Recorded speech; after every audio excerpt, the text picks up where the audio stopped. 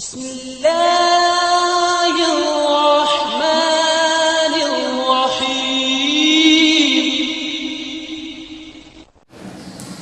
मैंने गले में से निकलने वाले और गले के ज़रिए निकलने वाले जो 8 हर्फ थे 2 दिन में बताए थे, और आज ज़ुबान के ज़रिए कितने लफ्ज़ निकलते हैं, कितने हर्फ निकलते हैं वो बता रहा हूँ।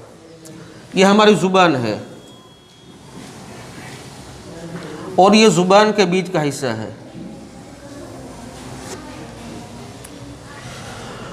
तो ज़ुबान का बीच का हिस्सा और ऊपर का जो तालू है, तालू जिसको गुजराती में ताड़वा कहते हैं, तो उसका भी बीच का हिस्सा, तो वहाँ से 3 हर्फ निकलने वाले हैं। एक ये, दूसरा ये और ये।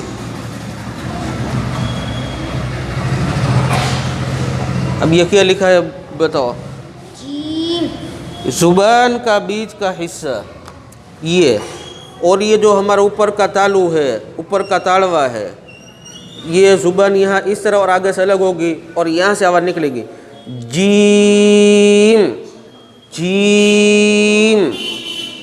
ये जो हमारी डाढ़े इधर है, उधर अंदर जो दांत पूरे होते हैं वो डाढ़ में ज़ुबान यूँ गोल करके यूँ लग जाएगी और बीच में जीम जीम। इस तरीके से ये भी यहाँ से निकलेगा। शीन शीन शीन शीन। और इसी तरीके से ये या या।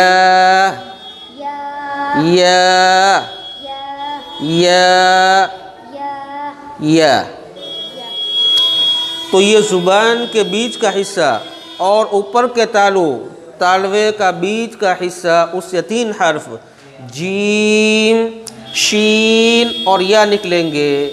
और इसको हम गुजराती में बोलते हैं, वो गुजराती में बिल्कुल आसान है। ये ज जो है ये वहीं, और ये श है वहीं, और ये य है गुजराती का वहीं, बस। जैसे हम इसको बोलते हैं ज, तो ये भी ज। इसको बोलते हैं श, तो ये भी श। इसको बोलते हैं य, तो ये भी य। ये तो अलग अलग रूप। जब उसके ऊपर ज़बर ज़ेर पेश लगेंगे तो बोलो, इसके ऊपर ज़बर लगा के बोलो ज़ेर पेश, शीन के ऊपर ज़बर, शीन के नीचे ज़ेर, शीन के ऊपर पेश, या के ऊपर ज़बर, या के नीचे ज़ेर, या के ऊपर पेश। ये पढ़ने का तरीका अलग अलग हर्फ तो कभी कभी पढ़े जाते हैं सिर्फ इब्तिदा में सिखाने के लिए, और कुरान में जहाँ शुरू में सूरत शुरू होती है वहाँ हर्फ तब, बाकी तो ज़बर ज़ेर पेश के साथ ही आएंगे।